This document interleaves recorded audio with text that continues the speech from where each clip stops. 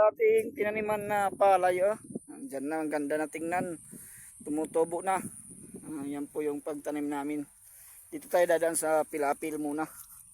Yan po, ikutan, bisitahin muna natin. Pero hindi pa ito tapos kasi mayroon pa doon. Tataniman natin sa may poste. Yan po yung ating tanim na palay. Sa pagdating ng panahon, mayroon na tayong aanihin. Kasi nakapagtanim na tayo, hindi natin ipakita yung pagtanim kasi sobrang ulan, yung cellphone natin mababasa, wala pa tayong hawakan. Hawak lang yung kamay ko. Yung nabili lang natin muna, microphone pa lang. Yan po, yung tanim natin hanggang doon sa may poste. Yan po, dito tayo daan sa pilapil. Po, ang ganda na tignan. Hanggang doon naman sa may puno. At hanggang dito sa mga puno dito, yung tanim natin. Yan po, dito muna tayo. Pero hindi pa ito tapos kasi marami pa tayong ginagawa na pagtanim dito. Thank you for watching at follow pa more sa ating page at saka sa aking profile. Yung page ko, Kuya Rapi Vlog. Yan po yung page ko. Yan po. Sa ating taniman ng ating palay, tinaniman natin. Pero yung palang nataniman hanggang doon at hanggang doon sa may kahoy at hanggang doon sa taas may poste.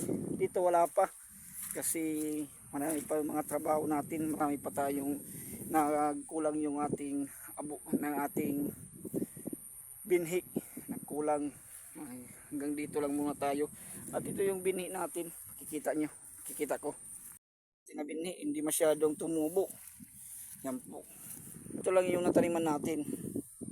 Doon wala pa. Pero doon hanggang sa taas na.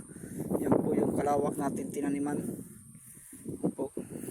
Tanim natin hanggang doon sa may poste, hanggang doon sa mga puno, hanggang doon sa isang poste din. Ito yung isang poste, wala pa.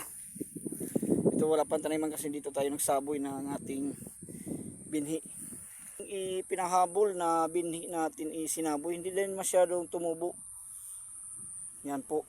Pero maganda na to, makakatanim na to ng ilang pasong. Diyan po. At ito pa na yung tataniman natin. At saka dito. Tumasay ko pa, madamo pa kasi pero tatabasan natin to. Yan po. Pero kuha na lutak na hanggang doon lutak na. Kunting ikot na lang ng ating makina. At tatlong piraso o apat pa na piraso na katulad dito yung mga pilapil yan. Dito pilapil. Tatabasan pa natin yan ng gas cutter. Yan po. Sa pagkikita ko din, kuha na, lutak na yan. Kunting ikot na lang yan ng makina. Tapos yan, lutak na. Pero itong damo, gas cutterin natin para doon dito. Yan po, lutak na. Tapos, hindi na lang ikot kasi pabalikan na lang natin. Kasi doon muna tayo nagpukus sa isang palayan natin doon sa malayo. Andun yung makina muna natin. Dito, iniwanan muna natin kasi hindi pa masyadong mahaba yung bili natin ng sinaboy. Ito, ganda na. Mayroon na tayong makakain pag dating ng panahon na makapag-ani na tayo. Yan, hanggang doon sa baba. Ito tayo sa pilapil dumadaan. Ito. Kasi hindi masyado na kuha natin kasi bilisan natin na trabaho. Kasi yung ulan, walang irrigation dito.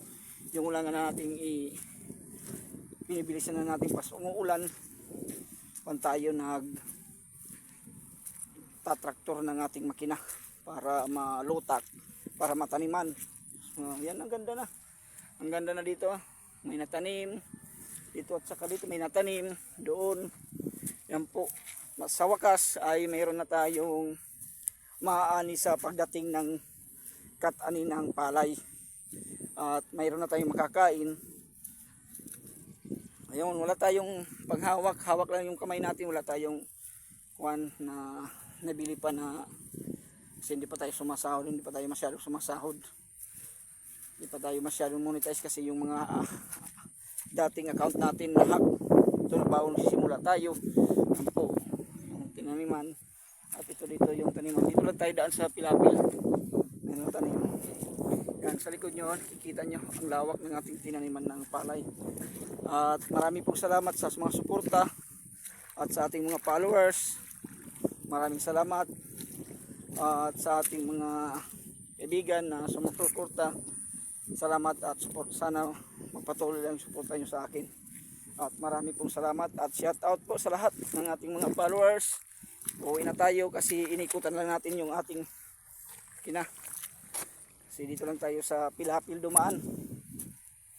At marami pong salamat at advance Merry Christmas sa lahat at Happy New Year. Ingat-ingat lang lahat tayo. Uwi na tayo, kaikot lang tayo. Enjoy sa ating mga pagbablog. Maraming salamat at sana magsuportahan lang tayo at sana hindi kayo magsawa ng sumuporta. Yan po ang ating tinaniman ng ating palay. Salamat po sa lahat.